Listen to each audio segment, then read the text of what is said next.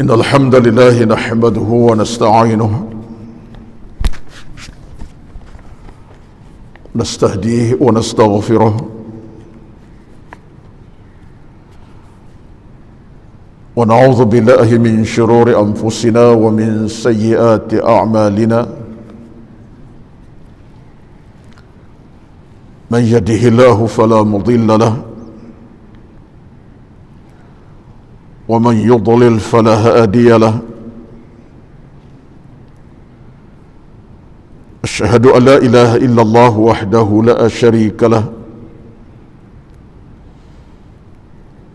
وأشهد أن محمدا عبده ورسوله ربنا عليك توكلنا وإليك أنبنا وإليك المصير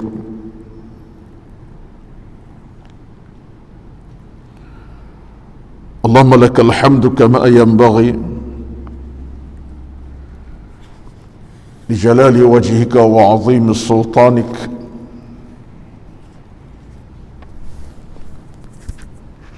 ربنا افتح بيننا وبين قومنا بالحق وأنت خير الفاتحين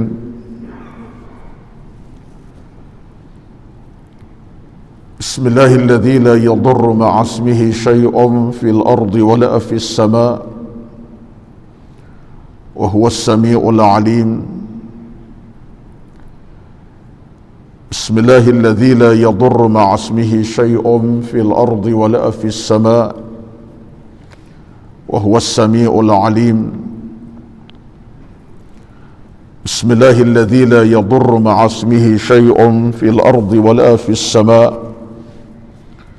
وهو السميع العليم بسم الله الذي لا يضر مع اسمه شيء في الأرض ولا في السماء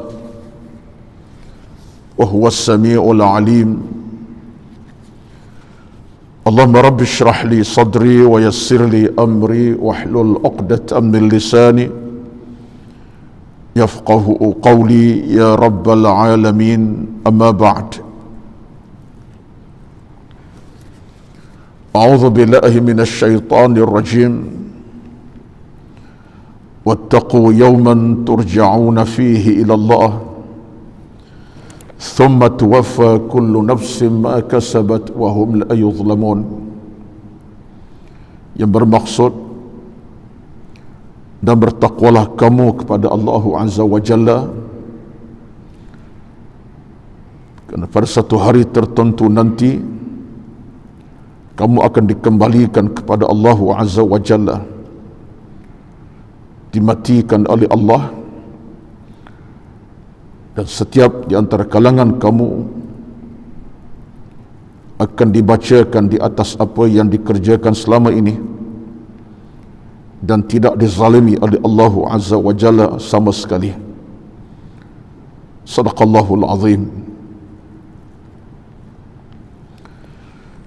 Yang berbahagia dan dihormati Al-Fadhil Datuk Nazir, Datuk Pengerusi Masjid Bangsa Kuala Lumpur dan seluruh dan kuasa pengurusan masjid,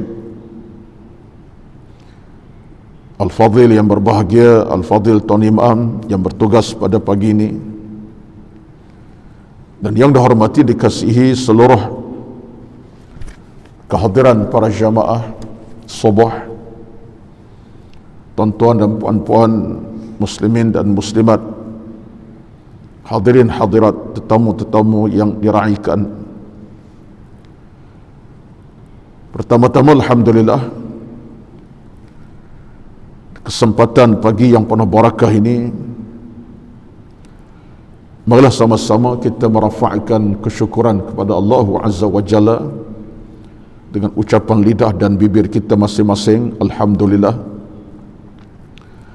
disertakan dengan hati masing-masing dengan penuh keinsafan di atas nikmat yang masih Allah limpahkan ke atas kita sampai ke saat pagi ini, dengan doa dan harapan mudah-mudahan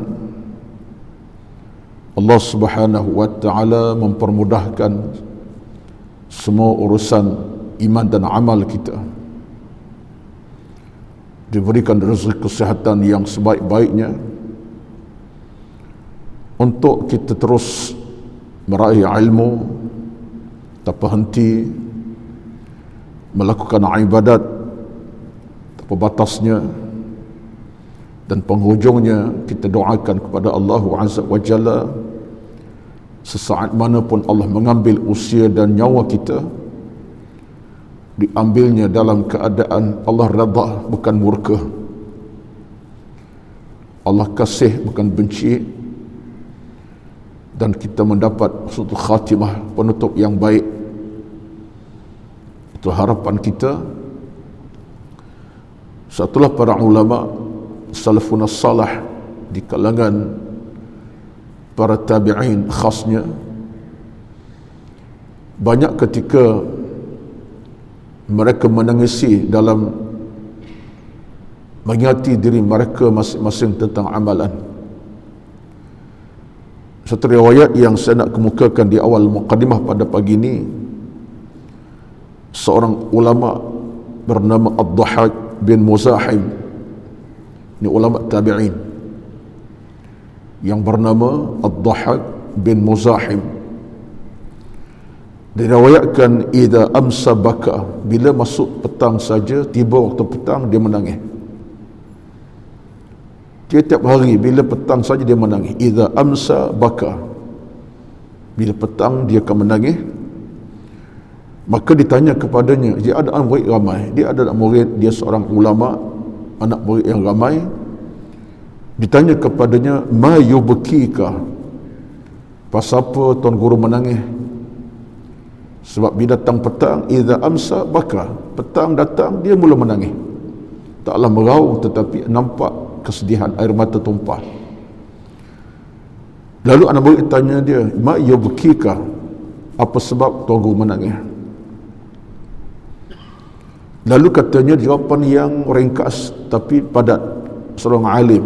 Apa kata dia? La adri, aku tak tahu. Ma su'idal yawmu min amali, apakah diangkat amalku kepada Allah pada hari ini? Aku tak tahu apakah diangkat amalku kepada Allah pada hari ini. Makna aku beribadat daripada pagi sampai petang, tapi aku bimbang kalau amalku Allah tak diangkat kepada Allah. Maksud tak sampai kepada Allah, tak sampai kepada Allah amalanku. Dia menangis, merintih.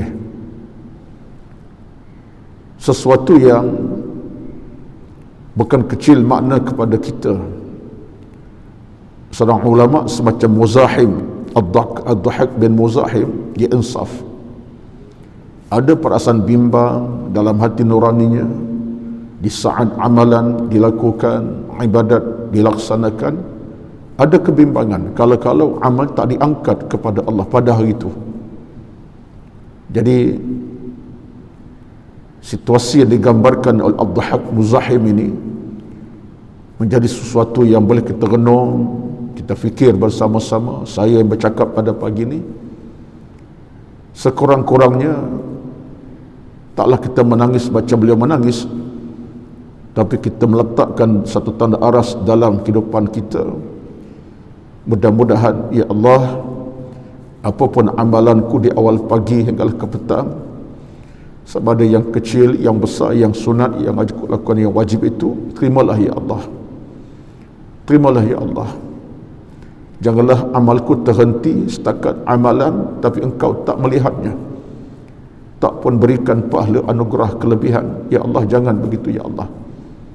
Itu sekurang-kurangnya suatu tanda menunjukkan para ulama kita dalam kekuatan mereka miliki, hati mereka lebih bersih pada kita, amal mereka lebih banyak daripada kita, kefahaman lebih banyak pada kita, tapi ada kebimbangan. Kalau amal mereka tak diangkat kepada Allah pada hari itu.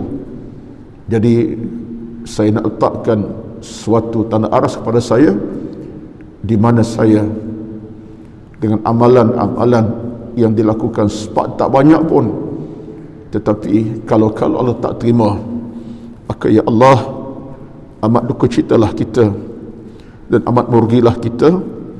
Sedangkan hakikatnya tidak ada lagi suatu perkara yang akan kita hadapkan kepada Allah Azza wa Jalla melainkan amalan-amalan kita.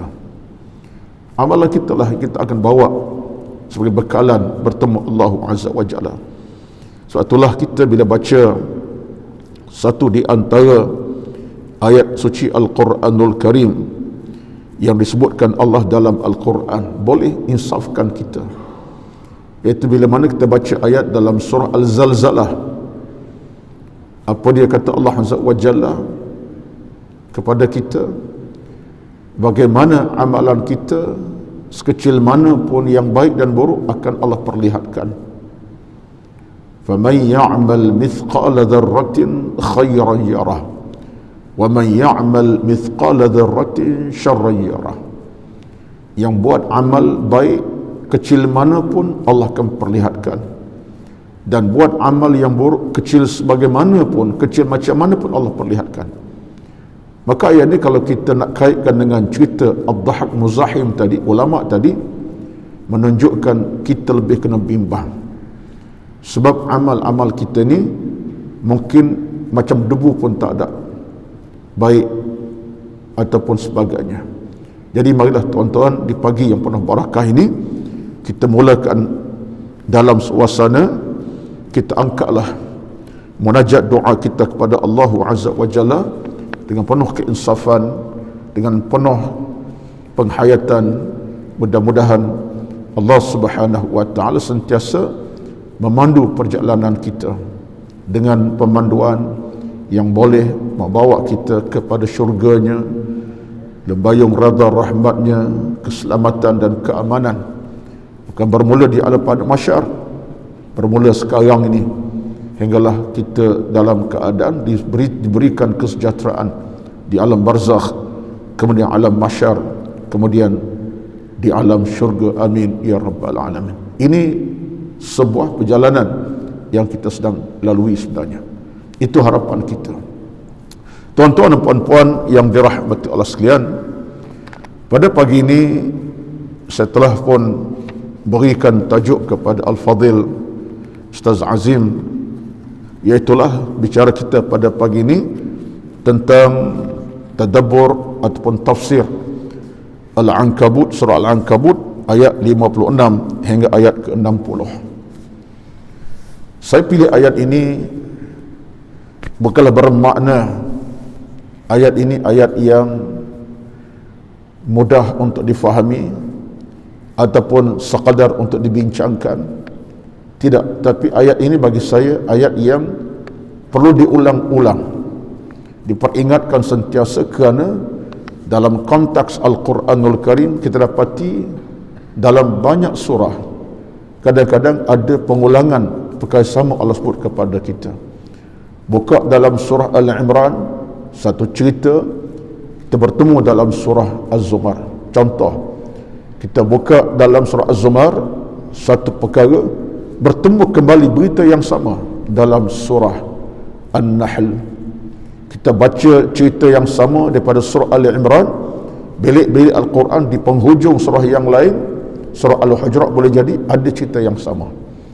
Hal ini bukan bermakna sengaja Allah nak ulang cerita, tapi lebih kepada soal nak mengingatkan kita dan untuk tazkirkan kita, kerana kita ni manusia yang sering lupa dan melupakan sesuatu. Itu sebabnya kata Al-Imam An-Nawawi rahmatullahi alaih, tikrar, mengulang-ngulang perkara yang sama dalam agama tidak pernah memberikan kita kekecewaan dan mengecewakan. Ulanglah acap kali perkara dalam agama tak mengecewa dan tak akan kita kecewa. Sebaliknya, kita rasa lebih seronok dan bahagia, lebih bermakna, sebab mengulangi hal-hal yang sama daripada Al-Quran, ayat-ayatnya berlebih kepada persoalan meningkatkan iman dan amal kita, insya-Allah. Jadi antara ayat pada pagi ini ialah ayat 26 Al-Ankabut, iaitu surah yang ke-29 sehingga ayat ke-60. A'udzu billahi minasyaitonir rajim. Bismillahirrahmanirrahim. Ya ibadiyalladzina amanu in ardi wasi'atun fa iyaya fa'budun kullu nafsin dha'iqatul maut thumma ilayna turja'un walladzina amanu wa 'amilus salihati lanubawwi'annahum minal jannati ghurafa tajri min tahtiha al-anharu khalidina fiha ni'ma ajrul 'amilin الذين صبروا وعلى ربهم يتوكلون وكأي من دابة لا تحمل رزقها الله يرزقها وإياكم وهو السميع العليم. صدق الله العظيم.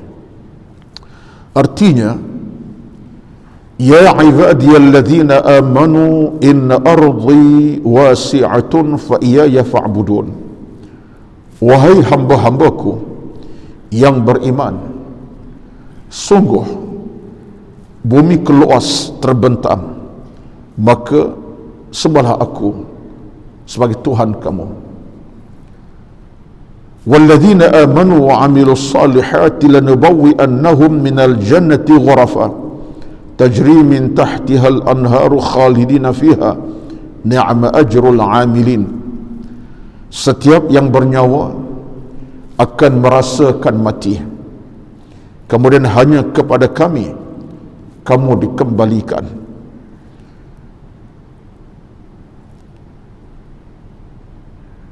Kullu nafsin dha'iqatul maut thumma ilayna turja'un. Itu ayat sebelum tadilah, saya terbaca ayat seterusnya. Ayat 58 maksudnya, dan orang-orang yang beriman dan mengerjakan kebajikan, sungguh mereka akan kami tempatkan pada tempat-tempat yang tinggi di dalam syurga yang mengalir di bawahnya sungai-sungai. Mereka kekal di dalamnya. Itulah sebaik-baik balasan bagi orang yang suka berbuat kebaikan dan kebajikan. Alladzina sabaru wa ala rabbihim yatawakkalun, yaitu orang-orang yang bersabar dan bertawakal kepada Tuhannya. Orang yang bersabar dan bertawakal kepada Tuhannya. Wa ka'ayyin min dabbatin la tahmilu rizqaha Allahu yarzuquha wa iyyakum wa huwas samiul alim. Dan berapa banyak makhluk bergerak yang bernyawa yang tidak dapat mengurus rezekinya sendiri. Allah lah yang memberi rezeki kepadanya, dan kepadamu dialah Tuhan yang maha mendengar lagi maha mengetahui. Sadaqallahul azim. Ayat 26 hingga ayat 60 surah Al-Ankabut, surah ke-29. Tuan-tuan dan puan-puan yang dirahmati Allah sekalian, ayat-ayat ini dari sudut penceritaannya ataupun khabarnya bukanlah satu perkara yang baru yang Allah nak beritakan kepada kita. Saya disebutkan tadi, Allah mengulang-ulang cerita yang sama dalam banyak surah. Bertemu dalam surah Ali Imran, bertemu kembali dalam surah yang lain.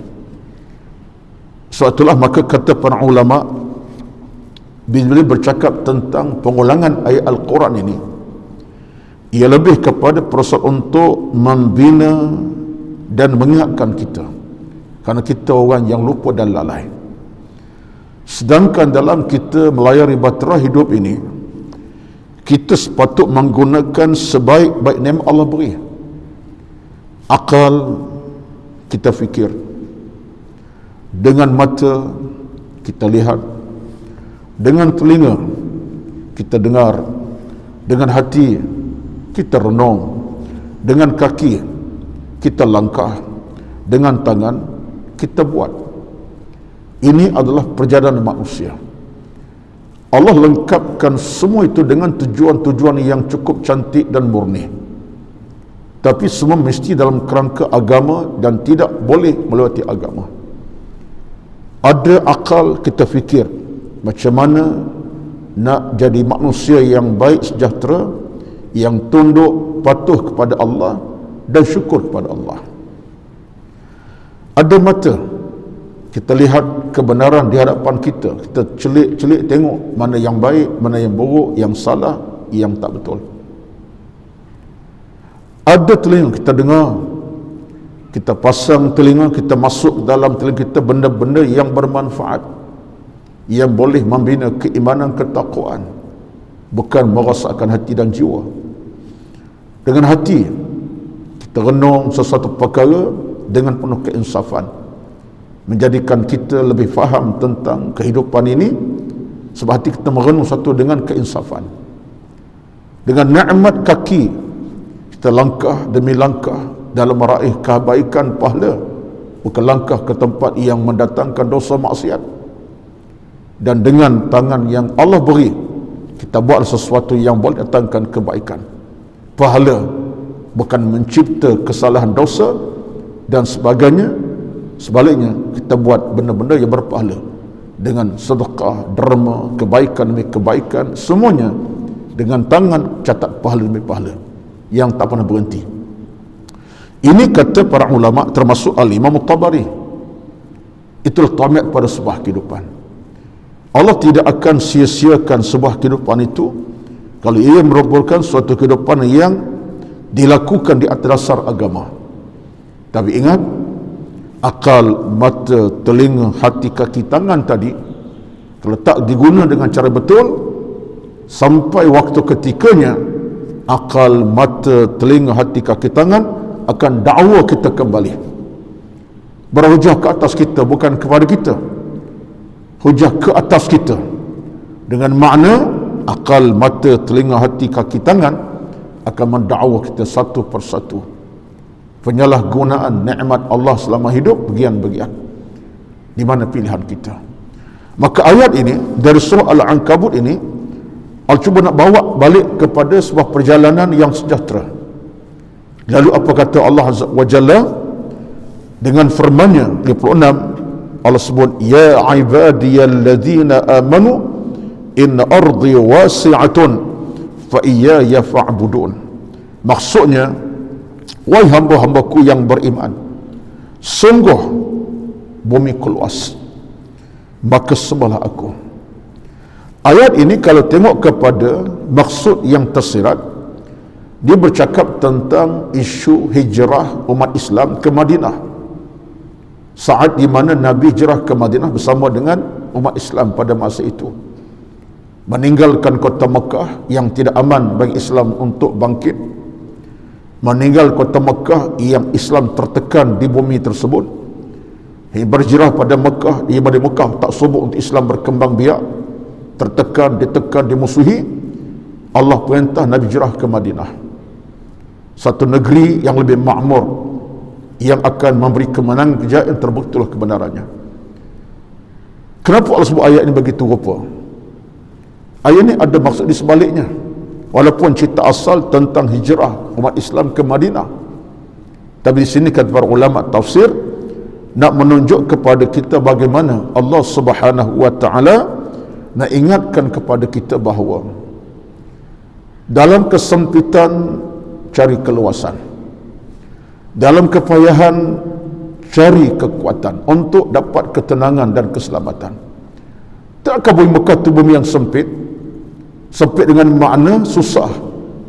Orang Islam ditekan, ditindas, dibalun, dipukul, dihantam, dicaci maki. Nabi pun terpaksa menerima akibat itu. Itu kenyataan. Dipandang dengan pandang sepi, nak dibunuhnya dan macam-macam. Tetapi Allah nak ajar kepada umat Islam, dalam kesempitan ada keluasan. Non ada bumi yang lain menanti kamu, untuk kamu jadi manusia lebih baik, dapat beramal, beribadat kepada Allah Azza wa Jalla.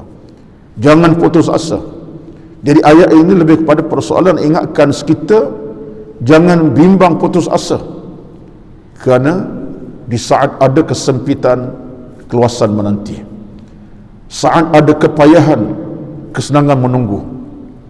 Tuan-tuan, ayat ini bukan sekadar tentang hijrah Nabi ke Mekah daripada Mekah Madinah, tapi untuk kita. Sebab dalam hidup ini, kalau ada di kalangan kita merasakan sempit, susah, dan seumpamanya sampai tak jumpa jalan pulang pada Allah, itu masalah. Sedangkan sepatut kita dalam hidup ini, saat kita susah sempit, kita cari jalan pulang kepada Allah Azza wa Jalla. Allah tak akan tutup jalan-jalan kemenangan kepada kita, siapapun kita. Susah hati, ada jalan untuk bersihkan hati. Gundah gulana, ada jalan untuk angkat diri kita kepada Allah kembali. Dalam kesempitan apa sekalipun, jangan bimbang, sebab Allah sebut bumi akan diluas. Dan saya kira ini peringatan besar daripada agama. Saya cubalah semak beberapa pandangan dari kalangan para agamawan, para ilmuwan, tokoh-tokoh yang bercakap tentang soal ini. Salah satu menarik perhatian saya ialah pandangan yang dibawakan oleh Al-Imam Asy-Syaukani. Ketika bercakap, ayat ini kata apa? Kata Imam Asy-Syaukani, dia kata bahawa bila ada keyakinan dalam hati manusia terhadap kebenaran, kebesaran Allah, dan kekuatan itu datang pada hati yang suci bersih, maka tak akan ada kesempitan dalam hidup ini. Tak sempit. Allah akan perluaskan hati yang dah sempit dengan keimanan. Batu orang yang berdosa macam mana sekalipun, ini sebagai contoh, kata Imam Syaukani, pendosa macam mana sekali dia berdosa sekali pada Allah Azza wa Jalla, dia tak menyempitkan ruang-ruang hidupnya, seolah-olahnya dah dosa tak ada apa dah, tak ada peluang nak balik kepada jalan. Dengan dosa aku tak ada peluang balik dah, habis dah peluang. Tidak. Walaupun kita bertobat berkali-kali, walaupun taubat berkali-kali, tak salah. Yang penting keisafan itu datang. Sebab itu dalam agama, kata Imam Syaukani, bila ada keyakinan di hati kita dalam hal agama, Allah akan buka pintu-pintu sebut. Sebagai contoh pendosa tadilah, tuan-tuan, sehitam mana pun hati kita, Allah boleh cerahkan kembali. Seburuk mana pun hati kita, Allah boleh cahayakan semula.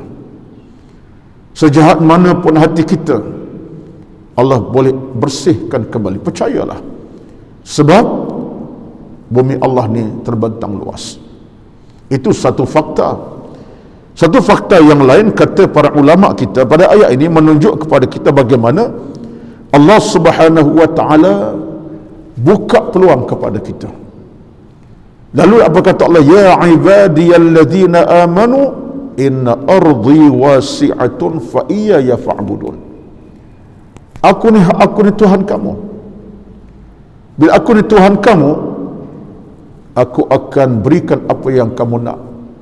Keselamatan aku beri, keamanan aku beri, ketenangan aku beri, kejayaan aku beri. Sebab Allah sifat tidak pernah bakhil dengan hamba-hambanya. Allah tidak bakhil dengan kita. Kalaulah Allah bakhil dengan kita, cukuplah tuan-tuan, dosa kita Allah tutup pintu taubat, apa nak kata. Kalaulah, itulah kata seorang ulama besar yang bernama Al-Imam At-Tabari, juga seorang tafsir, dia kata apa? Cuba kita renung balik. Kalau Allah Subhanahu wa ta'ala bakhil dengan hambanya, tak payah bakhil banyak perkara, bakhil untuk dibuka pintu taubat. Maksudnya Allah tak buka pintu taubat kepada kita, tutup. Kata Imam At-Tabari, cukuplah dengan dosa kita buat. Bila Allah tak buka pintu taubat kepada kita, kita akan jadi manusia jahanam, rosak dan kecewa selama-lamanya. Tapi tidak begitu, hasya wa kalla, tidak begitu kata Imam Tabari. Tidak begitu.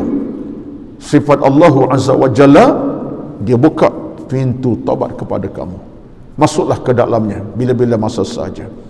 Tandanya apa? Rahman, pemurah Allah dengan hambanya. Jadi ayat ini bila Allah sebut inna ardi wasi'atun, bumi keluas ini, dia bukan bercakap tentang bumi secara total begitu, tapi peluang-peluang. Peluang-peluang terluas terbentang depan kamu. Ardi ini kalau itu bahasa Arab memanglah bumi, Mekah, Madinah bumi lah, tapi maksud yang terjadilah peluang-peluang itu Allah buka. Ini satu rahmat kepada kita. Kita ada peluang keemasan di mana kita berada, nak buat baik, nak kembali kepada Allah Azza wa Jalla. Jadi inilah satu rezeki yang kita kena raikan, yang kita kena terima hakikat. itulah nikmat Allah beri kepada kita. Pentingnya ialah kata Allah Azza wa Jalla, fa iyaya fa'budun. Ini satu ayat yang penting, kepadaku kamu sembah, beribadat. Allah guna perkataan fa'budun dengan mana tunduk, sembah, dengan maksud yang tersirat kata para ulama, dengan maksud al-khudu' wat-tadallul wat-ta'ah. Maksudnya lah kita serah hati kepada Allah, terserah jiwa kepada Allah dengan penuh keinsafan, dengan penuh keredaannya. Itu maksud fa iyaya fa'budun. Maknanya bukan sekadar sembah dengan maksud fizikal, tapi dengan hati tulus mulus kepada Allah Azza wa Jalla. Ini proses. Batulah saya kaitkan di awal tadi dengan cerita Ad-Dhahak bin Muzahim tadi. Saya sebut di awal tadi sebab ada kaitan dengan cerita saya sekarang. Bagaimana Ad-Dhahak bin Muzahim tadilah yang bila petang dia menangis. Idza amsa baka. Sampai nak tanya, maladhi yubki? Kenapa menangis? Tengok tuan-tuan kebimbangannya. Kebimbangan yang bermaksud. Artinya dia bimbang. Kalau amal Allah tidak angkat, tak diangkat pada Allah Azza wa Jalla. Bukan disempit dada, tapi pengharapan. Ada pengharapan pada Allah, ya Allah, aku nak engkau terima ibadatku walaupun apa yang berlaku, di mana pun berlaku keadaannya. Itulah sebabnya dalam agama ni kita kena faham betapa Allah tidak pernah sama sekali menutup ruang-ruang pintu keimanan, keamanan kepada kita. Fa iyaya fa'budun, kamu tunduklah kepadaku wahai manusia. Tunduk ni bukan fizikal semata-mata tunduk rukuk, tapi dengan hati tulus mulus, dengan penuh keikhlasan kepada Allah Azza wa Jalla. Kemudian datang ayat 57. Datang ayat ini lagilah berbekas di hati kita sepatutnya. Apa kata Allah Azza wa Jalla? Bila Allah bercakap tentang keadaan kita yang sepatutnya faham keluasan bumi ini tempat beribadat, cari segala-galanya, Allah tak tutup pintu taubat macam-macam pada kita. Allah sebut ayat ini, kullu nafsin dha'iqatul maut thumma ilayna turja'un. Setiap yang bernyawa akan merasakan mati, kemudian hanya kepada kami akan dikembalikan kamu. Kenapa Allah angkat ayat ini sebagai ayat seterusnya pada ayat 57 ini? Kata para ulama, dengan maksud yang tersirat, Allah Subhanahu wa ta'ala ingat kepada kita, kamu kena usaha dengan bumi yang terbentang luas, carilah ilmu, carilah amal, buatlah kebaikan walaupun sempit, cari keluasan. Sebab apa? Akhirnya kata Allah Azza wa Jalla, kullu nafsin dha'iqatul maut, setiap yang bernafas akan mati, thumma ilayna turja'un, kamu akan balik kepada aku. Sebab hidup ini ada penantian penghujungnya. Takkanlah kita dalam keadaan dah sempit, tak cari keluasan, nak tunggu mati. Apa nilai kematian dalam keadaan sempit begitu rupa? Sepatutnya kita nak mati keadaan kita ada ilmu dan amal, kita ada ilmu dan agama, mati dalam keimanan. Maka Allah nak kait kepada kita, hei manusia, hakikatnya kamu tidak akan tunggang langit bila-bila, kamu takkan tunjang bumi bila-bila, kamu akan alami kematian. Di sini kata para ulama tafsir menunjukkan bagaimana Allah sayang kepada kita hamba-Nya. Allah nak kita ni mati macam mana? Allah nak kita mati dalam iman. Allah nak hamba-Nya mati dalam ilmu. Allah nak tengok hamba-Nya mati dalam taqwa. Allah tengok hamba-Nya mati dalam dia redha, bukan murka. Jadi kata setengah ulama tafsir, itulah tanda aras betapa sayangnya Allah kepada hamba-hambanya. Janganlah kau mati keadaan kamu, aku tak suka, tak seronok, aku tak cinta, tak kasih. Tak nak, kata Allah Azza wa Jalla. Soalan macam tu. Maka ayat ni kata Allah bila sebut kullu nafsin dha'iqatul maut, kamu akan alami kematian. Tak ada orang tak akan mati. Tapi bagaimana kamu nak cari? Hebat manusia. Sebab itulah seorang ulama yang lain, dalam beberapa tafsiran saya carilah, saya cuba semak-semak, di antaranya pandangan yang dibawakan oleh Al-Imam Al-Hasan Al-Basri. Itu tokoh ulama yang besar juga, tabi'in. Kata Al-Hasan Al-Basri rahmatullahi alaihi, bila Allah sebut kullu nafsin dha'iqatul maut thumma ilaina turja'un, tiap yang bernafas akan merasa kematian, kemudian kamu akan kembali pada kami.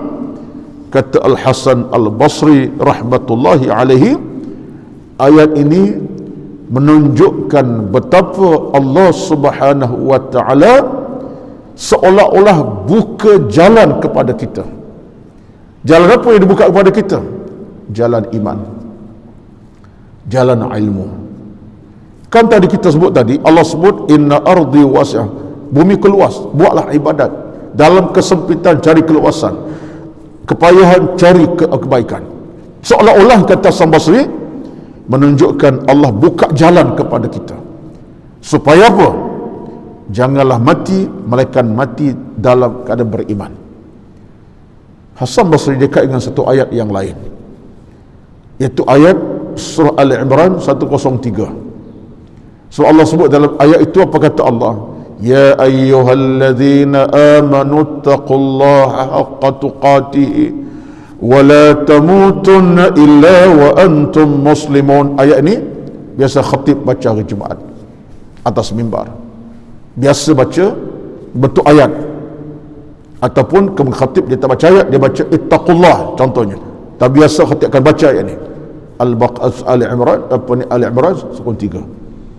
Apa kata Allah? Ya ayyuhalladzina amanu taqullaha haqqa tuqatih wa la tamutunna illa wa antum muslimun.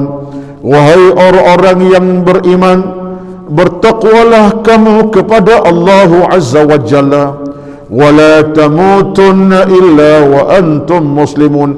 Jangan kamu mati melainkan mati betul-betul dalam keadaan jadi orang yang benar-benar beriman kepada aku. Allahu Akbar. Allah sebut dengan terang, wala tamutunna illa wa antum, janganlah kau mati. Mati memang kemastian, tapi nak mati mesti kata Allah wa antum muslimun, mati kamu sebagai orang Islam yang beriman kepada aku. Tengok tuan-tuan, begitu sekali Allah nak angkat orang-orang yang beriman Muhammad sebagai orang yang beriman kepadanya. Allahu Akbar. Neraca Al-Quran yang kita baca itu neraca jelas kepada kita. Wala tamutunna illa wa antum muslimun, jangan mati kamu melainkan mati dalam keadaan jadi orang yang benar-benar beriman, serah diri kepada Allah Azza wa Jalla. Prasyarat itu penting, mati dalam iman. Jadi kata Imam Hasan Al-Basri, Allah beri jalan kepada kita. Betullah tuan-tuan, kata di kalangan para ulama, man 'asha 'ala syai'in mata 'alaihi.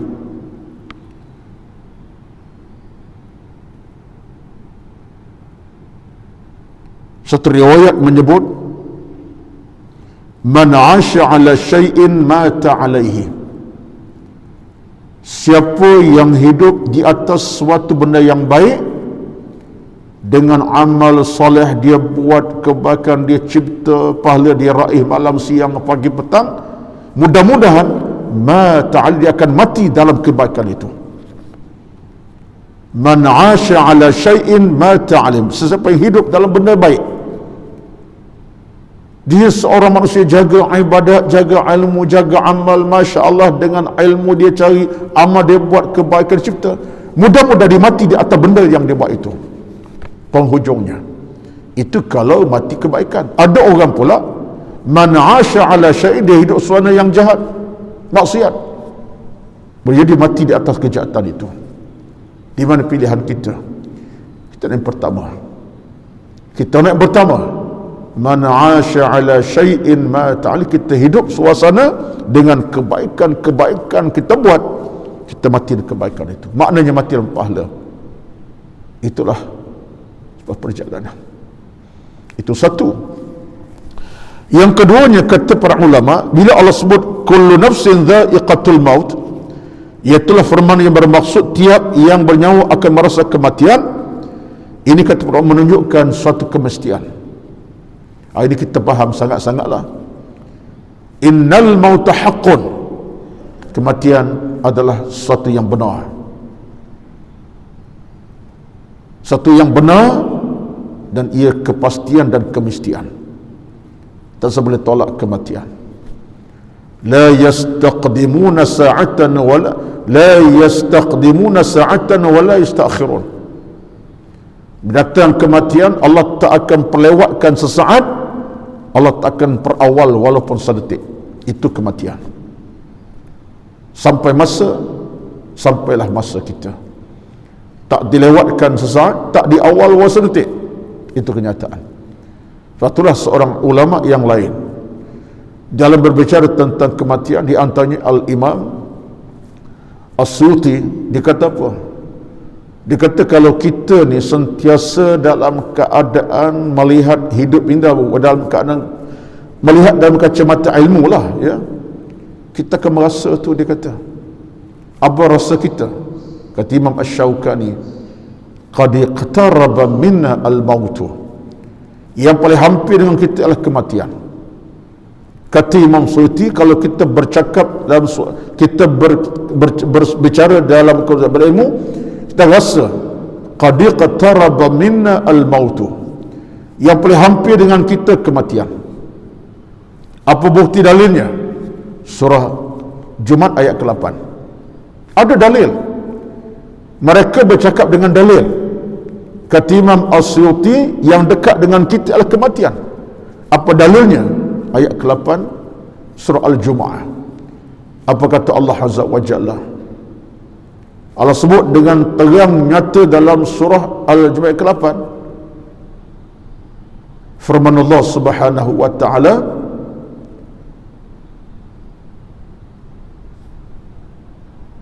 kematian akan datang kepada kamu walau di mana kau berada.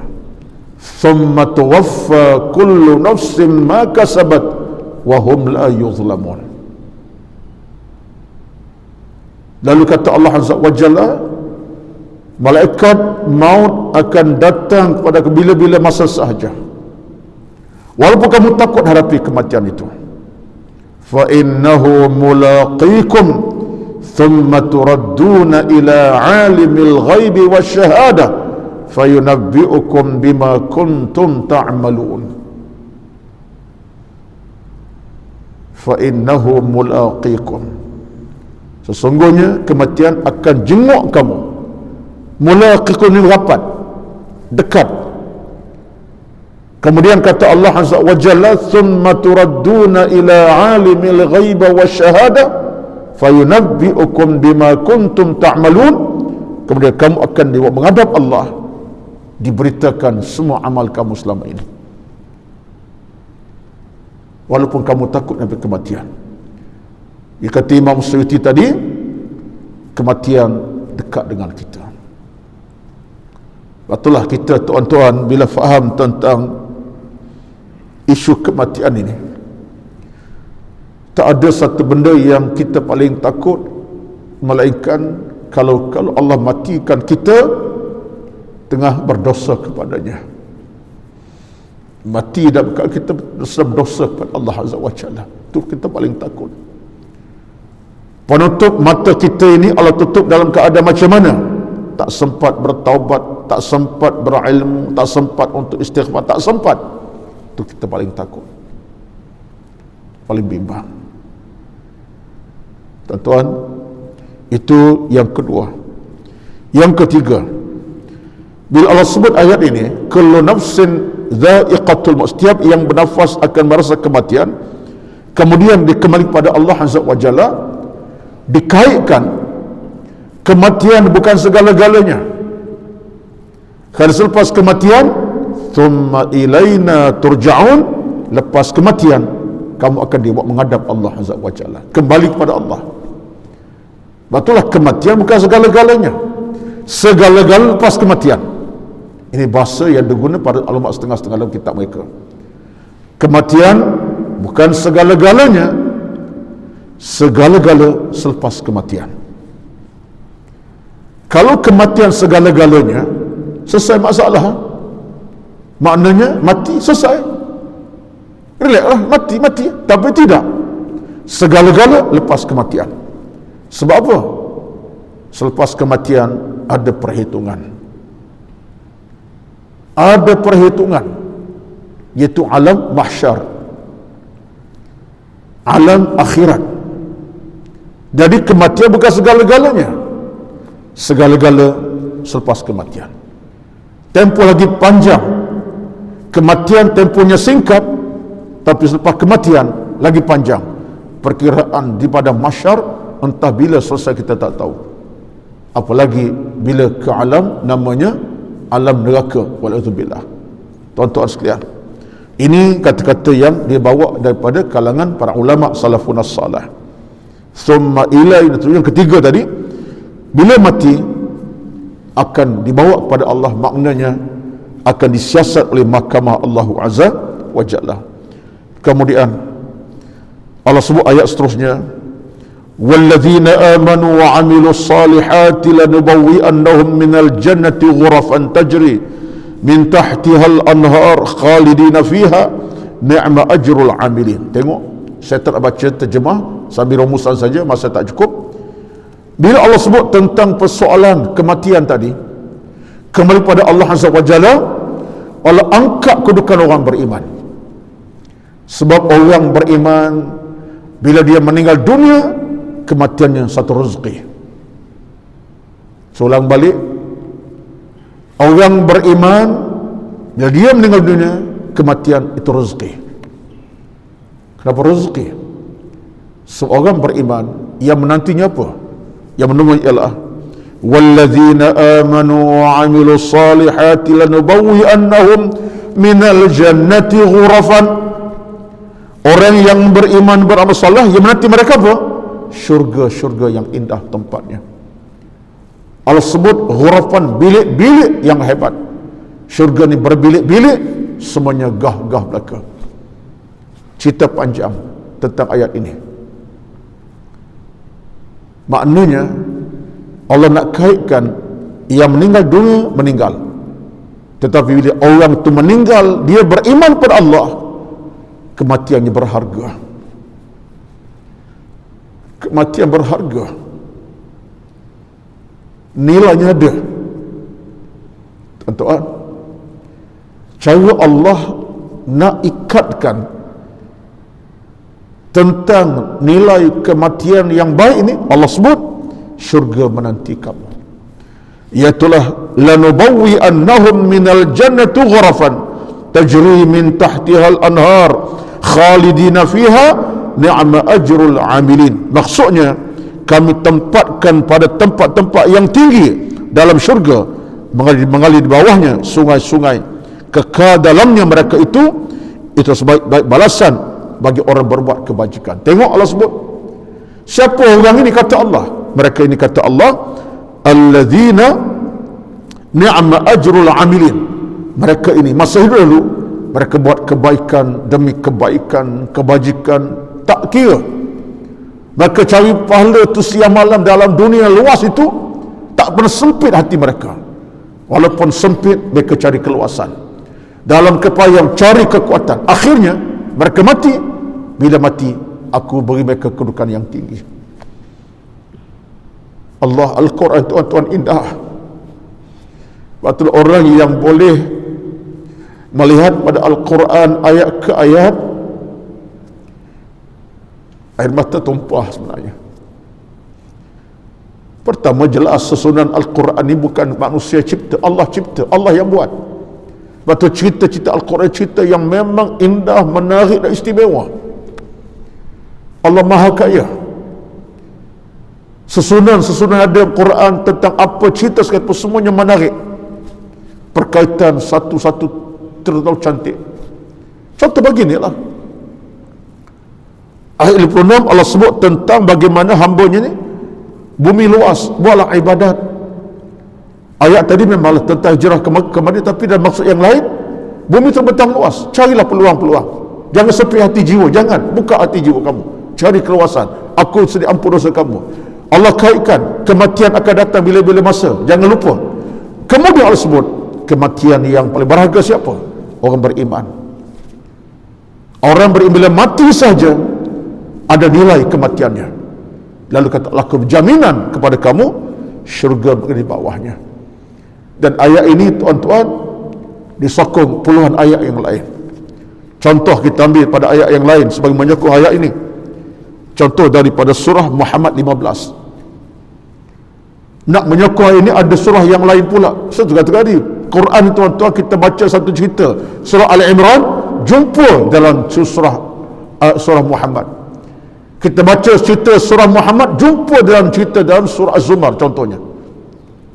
Contoh bila Allah sebut tentang nikmat kematian orang beriman bagi bagian, Allah sebut dalam surah Muhammad pula ayat 15. Apa keadaannya? Kata Allah Azza wa Jalla, mathalul jannatu allati wa'idal muttaqun fiha anharun min ma'in ghairi asinin wa anharun min labanin kam yataghayyar ta'muhu wa anharun min khamri lazzatin lisyaribin wa anharun min asal musaffa. Kata di Quran kata mengalir sungai dalam syurga untuk orang beriman.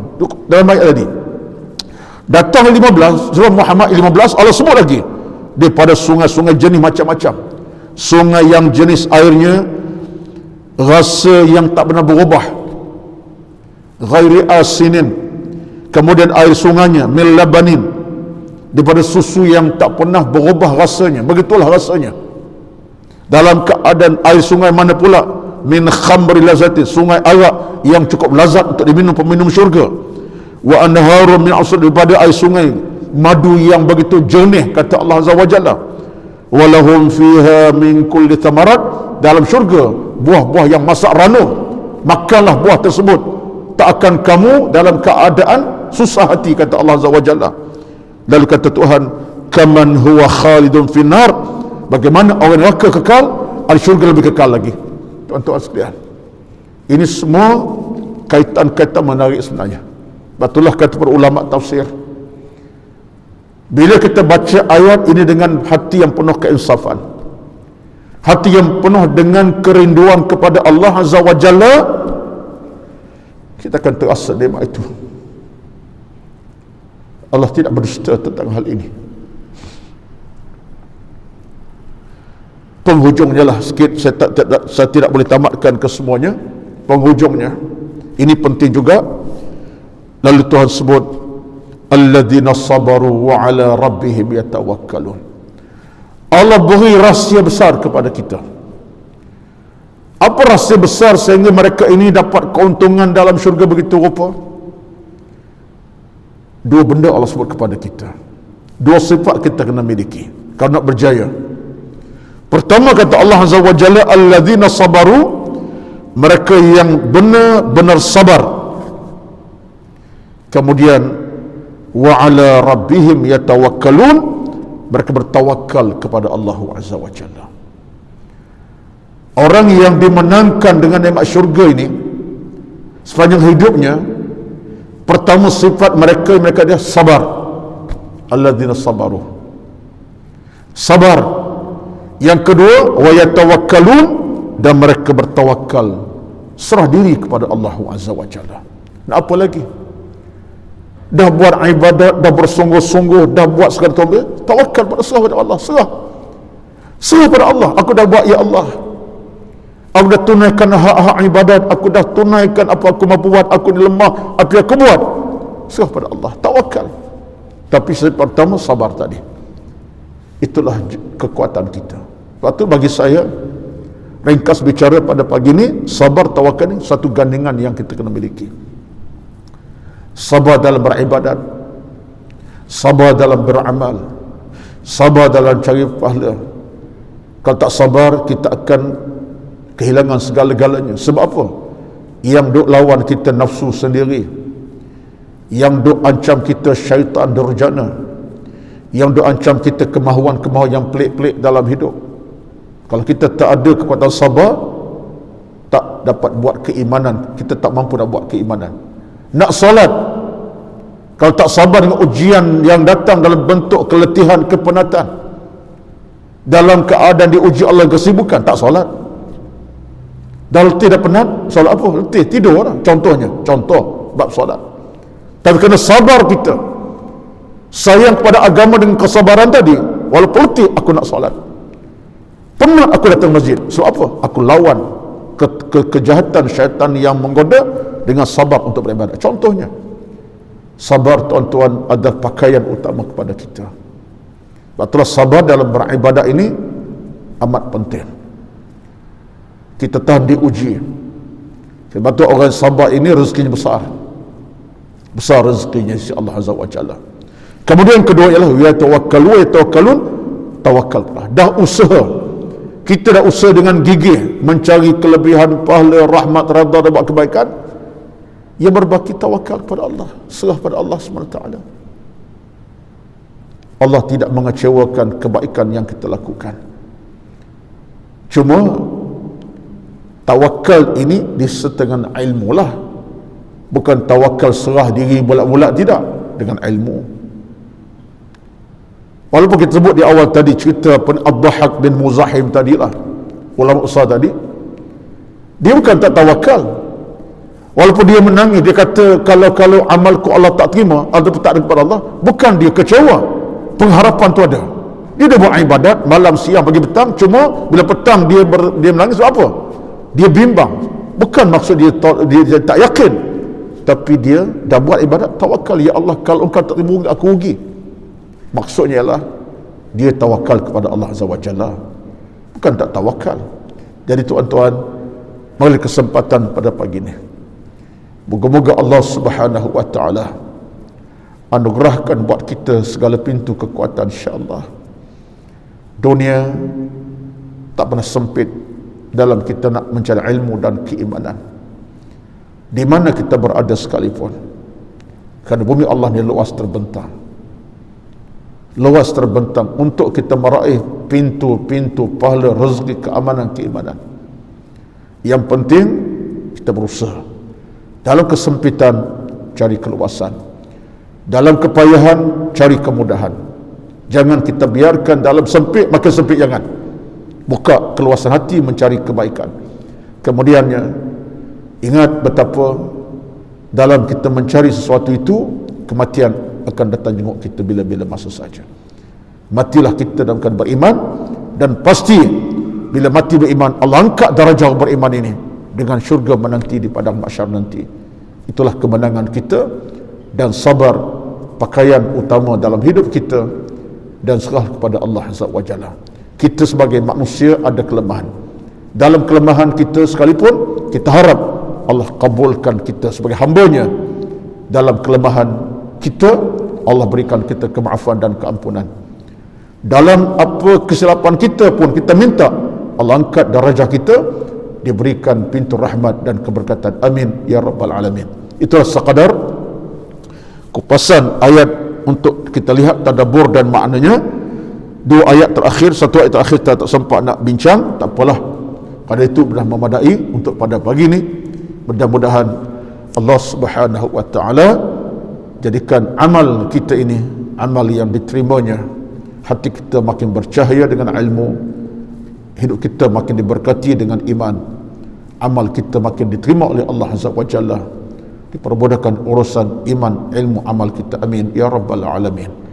Yang sehat terus berkesihatan, yang diuji Allah sakit diberi kesihatan oleh Allah Azza wa Jalla. Penyakit-penyakit kita mohon Allah angkat daripada kita, ganti dengan kebaikan, kesihatan dan seumpamanya. Amin ya rabbal alamin. Aqul qawli hadza astaghfirullahal azim li wa lakum wa lisairil muslimin wal muslimat fastaghfiruhu al-ghafurur rahim. A'udzu billahi minasy syaithanir rajim. Bismillahirrahmanirrahim. Alhamdulillahi rabbil alamin.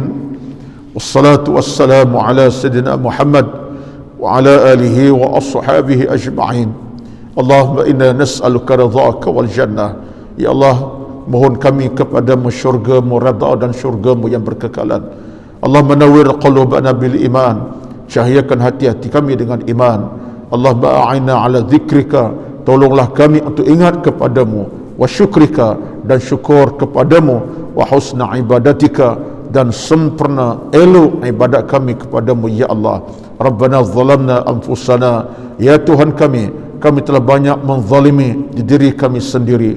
Wa illam taghfir lana, jika engkau tidak mengampuni kami dosa-dosa kami, wa tarhamna berahmati kami, lanakunanna minal khasirin, jadilah kami hamba-Mu yang rugi serugi-ruginya. Allahumma taqabbal minna, terimalah kami ya Allah, innaka sami'ud du'a, kalau Tuhan kami yang mendengar intihan munajat kami. Allahumma taqabbal minna, terimalah kami kembali ya Allah. Rabbana atina, Allahumma ghafir lana dhunubana, ya Allah ampunilah dosa-dosa kami, wali walidina, dan dosa ibu ayah kami, kama rabbauna sighara, agar mereka dah didik kami, mereka besarkan kami selama ini. Allahumma amin ya Allah. Tuhan terimalah kami. Rabbana atina fid dunya hasanah, wahai Tuhan kami berilah kepada kami dunia yang bahagia membahagiakan kami, wa fil akhirati hasanah, akhirat yang bahagia membahagiakan kami, wa qina adzabannar, dan jauhkanlah kami ya Allah dari bakaran percikan api neraka yang bernyala-nyala, yang menakutkan kami, menggerunkan kami, mengecewakan kami. Wassallallahu ala sayyidina Muhammad wa ala alihi wa ashabihi ajma'in. Subhana rabbika rabbil izzati amma yasifun, wassalamun ala al-mursalin, walhamdulillahi rabbil alamin. Wassalamu alaikum warahmatullahi wabarakatuh.